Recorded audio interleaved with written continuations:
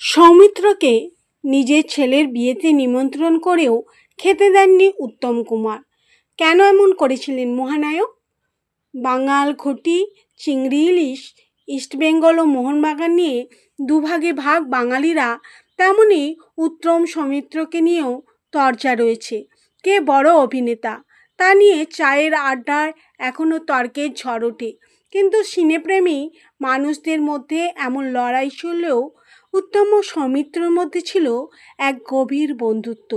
বহু সাক্ষাৎকারী সৌমিত্র বলতেন, উত্তমের সঙ্গে তো আমার প্রেম রয়েছে, আর অন্যদিকে সৌমিত্রকে রীতিমতো চোখে হারাতেন উত্তম।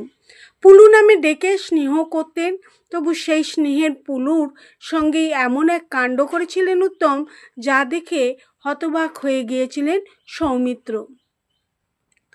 ব্যাপারটা একটু বিশদে বলা যাক। দক্ষিণ কলকাতার ম্যান্ডিভিলা গার্ডেন্সে বসেছিল উত্তম কুমারের ছেলে গৌতমের বিয়ের আসর। সেই বিয়েতে হাজির হয়েছিলেন টলিউডের নামকরা সব তারকা। মহানায়কের ছেলের বিয়ে বলে কথা, আয়োজন ছিল দেখার মতো। সেই বিয়ের অনুষ্ঠানে নিমন্ত্রিত ছিলেন উত্তমের স্নেহের পুলু অর্থাৎ সৌমিত্র চট্টোপাধ্যায়ও।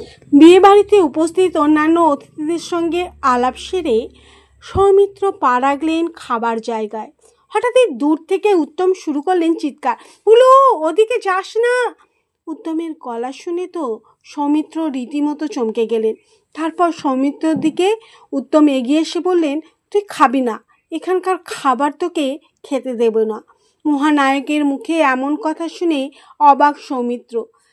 কিছু বুঝতে না পেরে খাবার জায়গা থেকে সরে এলেন। ঠিক তখনই উত্তম বললেন, তোর গ্যাস্ট্রিকের সমস্যা, এসব তেল মশলা খেলে শরীর খারাপ হবে, তাই এসব তোকে দেওয়া যাবে না। সত্যজিৎ রায় চিঠি লিখে এক বিশেষ আবদার করেছিলেন সুজয় ঘোষ। উত্তরে পরিচালক যা লিখেছিলেন তা অকল্পনীয়। এ ছবি চলবে না গোপী গায়েন বাঘাবাই নিয়ে শুনেছিলেন কিংবদন্তি সত্যজিৎ রায়। ঠিক এই কারণেই পহেলগাঁয়ের মতো ঘটনা ঘটে। মঞ্চে গান থামিয়ে গর্জে উঠলেন সোনু নিগম। আল্লু অর্জুন, আমি সেলফ মেড নই, সত্যি স্বীকার আল্লু অর্জুনের। বললেন, ইন্ডাস্ট্রিতে টিকে থাকা কতটা কঠিন।